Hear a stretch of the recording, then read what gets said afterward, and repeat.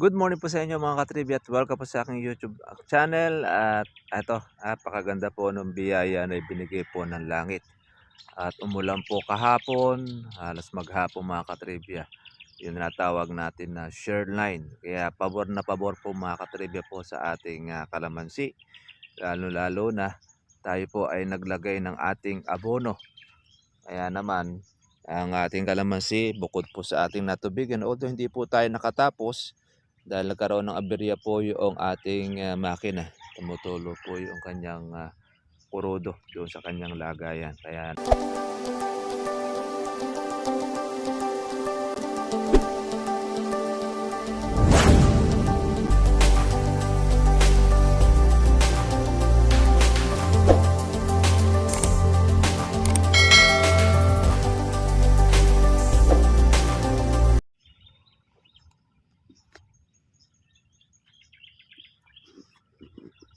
good morning po sa inyo mga katribi at welcome po sa aking YouTube channel at eto, napakaganda po ng biyaya na ibinigay po ng langit. At umulan po kahapon, halos maghapon mga katribya.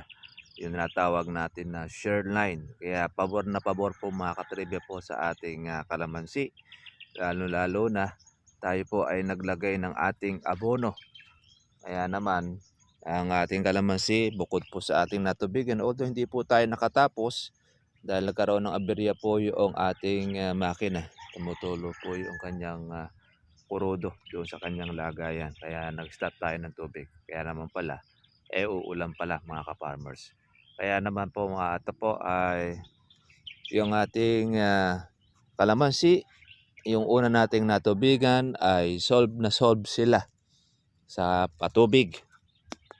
Pero yung hindi natin natapos, mga katribya, yan, yung suso, ay tutuloy na lang po natin sa ibang araw. Kasi basa pa naman po mga ka-farmers po yung lupa. Maganda naman po yung ulan, although hindi naman po ganun siya kalakas, pero medyo nagtagal po siya. Kaya maganda-ganda rin po naman po yung naging basa po natin. Ito yung ating kalamansi. Ay mag-schedule po sana tayo ngayon ng ating pong pag-spray na hinto tayo. Dahil nga po umulan, ay basang-basa po siya.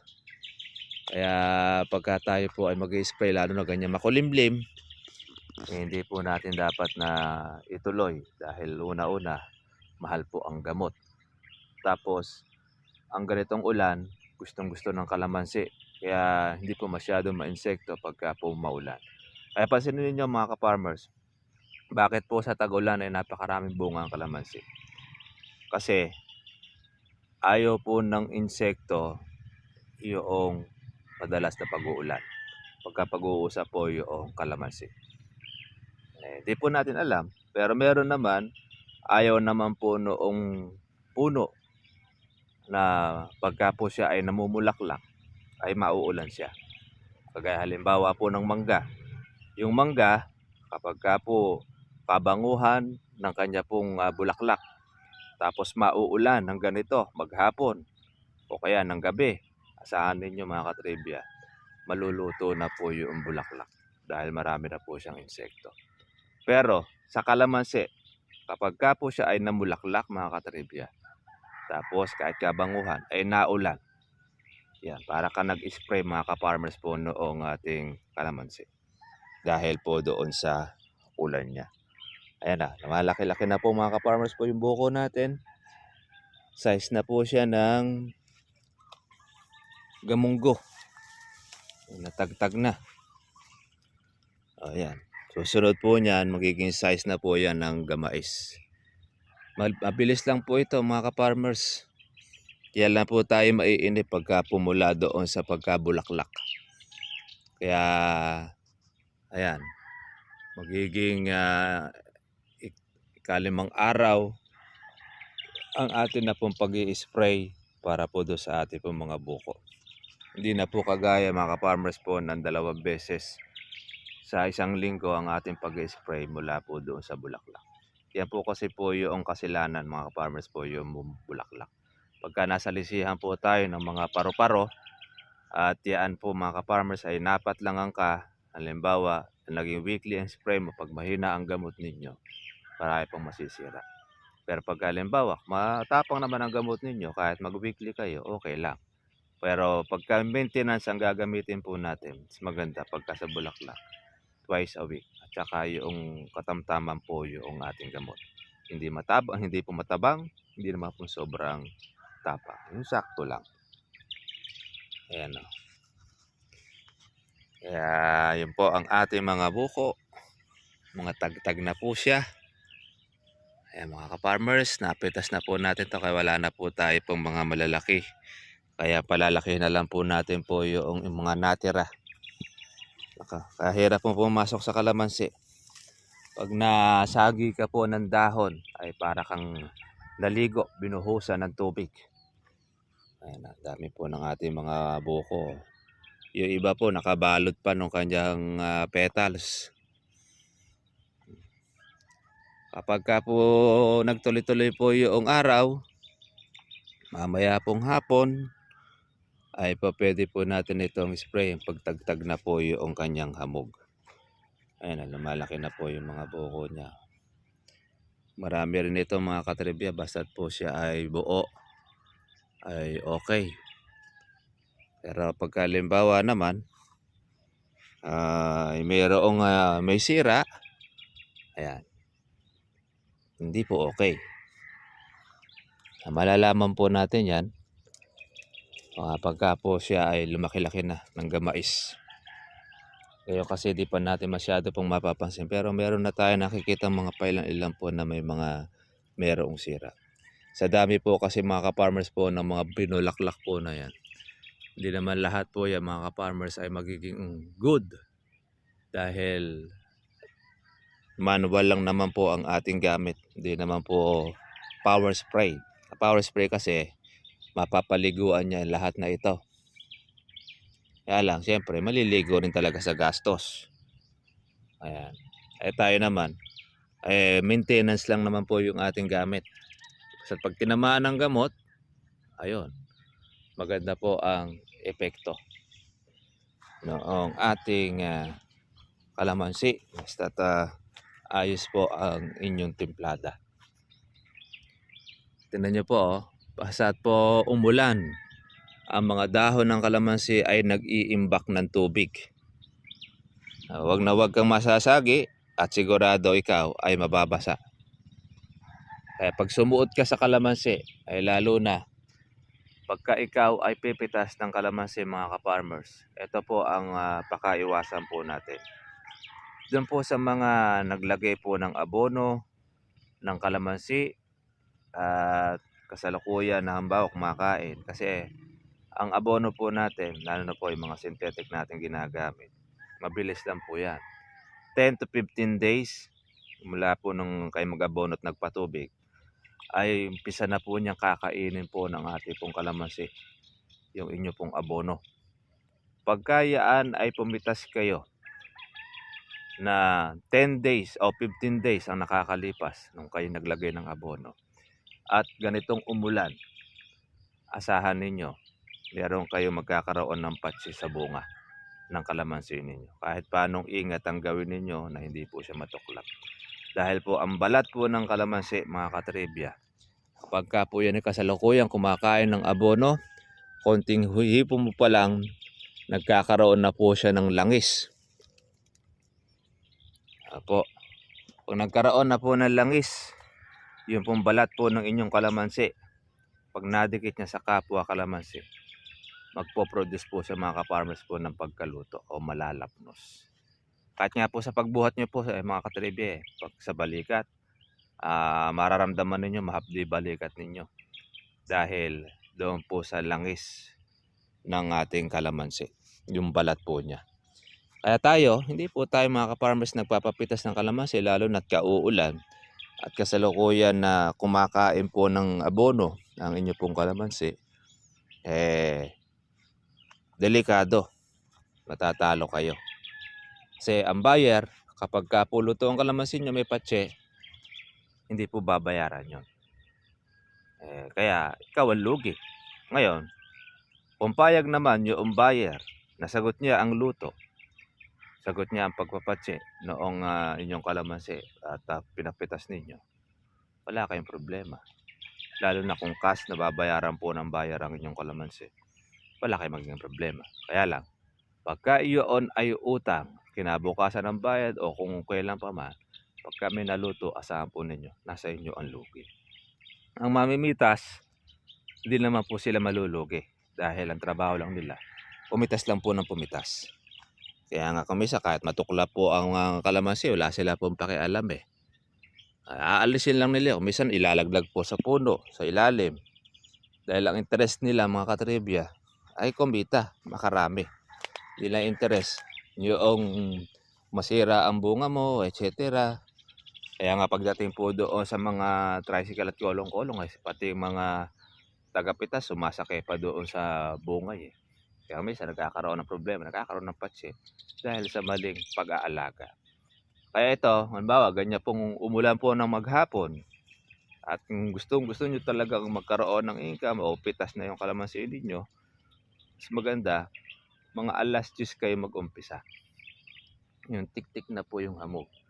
Ngayon, halimbawa, ayaw naman po maalis po yung kanyang hamog kasi po umulan at basang-basa. Ang ginagawa natin, yung una pong pitas, hindi po natin pinakakapuno sa lalagyan o doon sa ating kandungga. Yan po ay inilalagay po natin sa halayhayan. Pagkapitas, pagka mga nasa 6 na kilo, 7 kilo, isalin mo na kaagad. Ay halayhay mo na para po siya ay matuyo. Para may iwasan po mga ka-farmers po yung pagkaluto. Pag muulan naman na ganito, halimbawa, ay maghapon ng ulanan niya, alagaan nyo naman po ng dilig, pati na rin po ng sabon. Kasi dinadaon din po yan. O nilalagyan po ng dishwashing, yung mga sinashampoo. Ang shampoo mga katibi na gagamitin po natin, dapat yung bumubula. Baka mamaya, ang ilagay po ninyong shampoo mga ka-farmers, yung hindi bumubula. Hindi po ayos po yun. Dapat yung bumubula o kaya yung dishwashing. Pero kasi yung shampoo hindi bumubula. Kaya hindi po yun ang ating pong ilalagay. Ayan po. Kaya maganda po ang panahon. Ulan. Karoon tayo ng biyaya. Shoutout natin ang ating mga ka-farmers.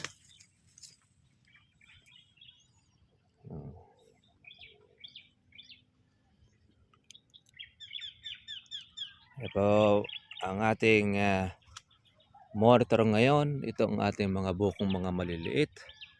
Yan ang kailangan po nating maintain. Kasi yung ating po mga pitas na bunga, ayos na. Wala na pong problema po yon. Naging pera na at naging pang-alaga na. Yan. Ito na lang po ang ating maintenance. Yan. Pagka po ang kalamansi, mga ka-farmers, hindi po natin siya maaalagaan po ng ating spray. Asahan po ninyo, nandiyan po yung pagkasira ng bunga. Kaya magastos talaga. Gusto natin ng maganda po ang anihin. Hindi tayo makakaiwas na mag-spray. Lalo na po ngayon na panahon po ng insekto. Pagka panahon naman po ng pag-ani, nagiging maganda po ang presyo ng kalamansi dahil hindi naman lahat po ay nakapag-aalaga, hindi naman lahat nakapagpapatuloy ng bunga. Yung lalo na yung hindi po alam po yung gagawin, hindi po niya kaya pong idiretso yung pamunga yung kalamansi, sisira, bulaklak pa lang, hindi na po nagtutuloy, natutuyo na siya sa puno, sa bawat sanga niya. Importante sa kalamansi, mapatuloy mo yung bulaklak, mapagbuka mo siya, mapagbuko, tapos manatili po siyang bilog.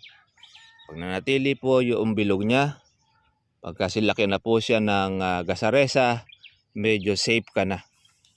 Sabihin, ipanatag mo na kalooban mo na yun, mga ka-farmers ay nasa 70%. Medyo okay na po yan pagdating po doon sa pag-aani. Kumbaga magpapalaki ka na lang. Kaya lang, syempre, hindi po 100%. Dahil kahit na yan po mga ka-farmers ay malaki, nagtuloy na. Kung halimbawa naman po mga ka-farmers po ay makukuha po ng kawatan, ay hindi po 100%. Kaya nagpapataan tayo ng 20% doon po sa mga kolokoy. Kaya kahit ang size niya ay ganito na, yung mga alanganin, may kuwan pa yan. Hanggat wala pa sa bulsa po ninyo, yung pong pinagbilan ng inyong kalamansi, hindi pa kayo sigurado. Kaya maganda ang balita. Yan, mataas na naman po muli ang kalamansi natin.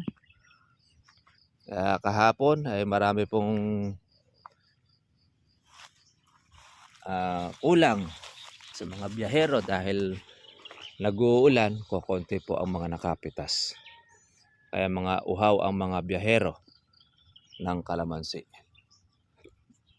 Ito naman sa atin, meron pa tayo pong natira, pang maintenance naman po niya para pang-alaga naman dito sa ating mga buko. Mahirap lang po mga kaparmers ngayon pumasok sa loob ng ating kalamansian dahil kauulan. Kaya basa. Basa ang puno, basa ang sanga. Kaya monitor lang tayo. Ito yung area na hindi pa natin natutubigan pero nakatikim na po siya ng ating ulanan. Pero mga ilang araw ay continuous pa rin po natin ang ating pagpapatubig para magparehas. Kasi lagay po tayo ng ating abono. Ang abono po natin ay yung organic fertilizer. Ito mga katribya po yung ating pinatay na anay. At tinan mo yung puno natin papatayin siya ng pamamagitan ng anay. Daming lupa na naipon yan. Kaya pagka tayo pinagtutubig, pagdating dito hindi po nabubusog ang tubig napupunta lang po doon siya sa basa o sa butas.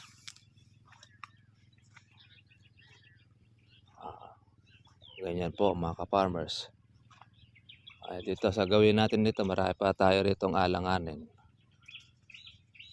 At hindi pa tayo, kumbaga, meron pa tayong inaasahan. Meron pa tayong mga pinalalaki. Ang ganda po ng kalamansi, no?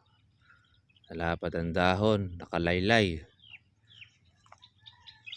Kaya magagaling din po yung mga tagapitas natin, no?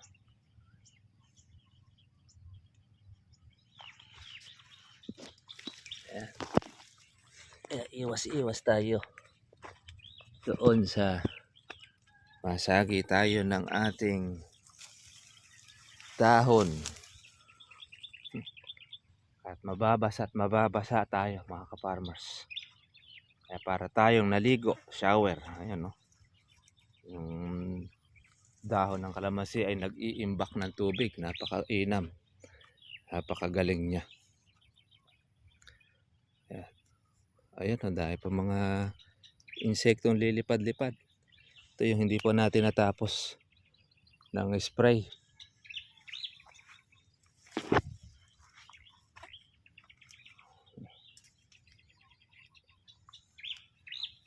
Kaya tagtag na ang ating mga buko. Maintenance na lang po natin ito mga katribya.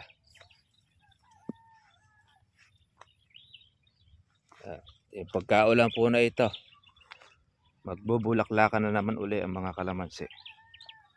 Kagaya niyan, no? Yan ang mga panibagong bulaklak na naman. Napakasipag ng kalamansi sa pamumulaklak. Kaya pagka hindi po nagtutuloy ang kalamansi, ayan, bulaklak siya ng bulaklak. Laglag naman po ng laglag. Dahil sa mga insekto.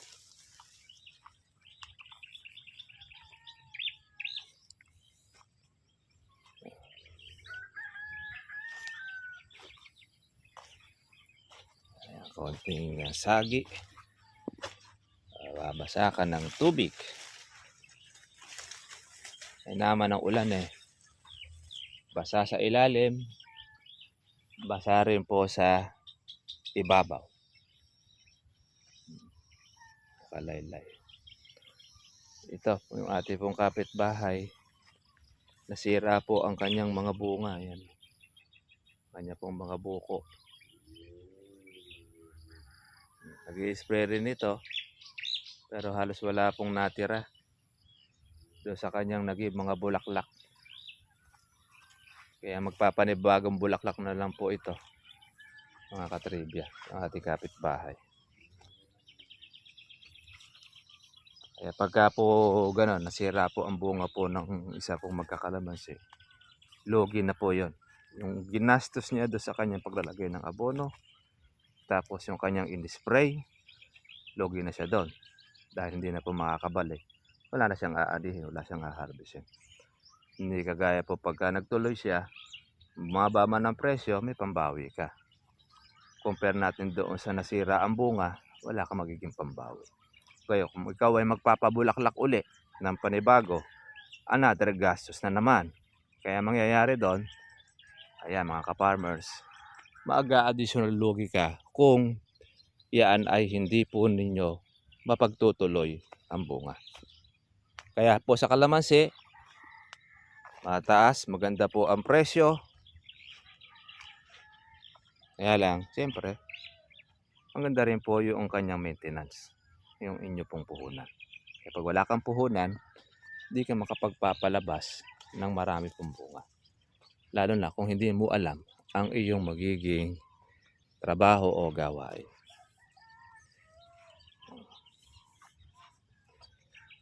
Sige mga ka-farmers, mga katribya, at medyo sumikat na po si Haring Araw.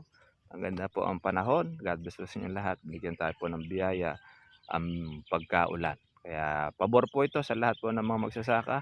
Pabor po ito sa lalo na sa mga magkakalamansi. Sige po, kita-kita na po tayo po bukas. God bless po sa inyo lahat. Bye-bye.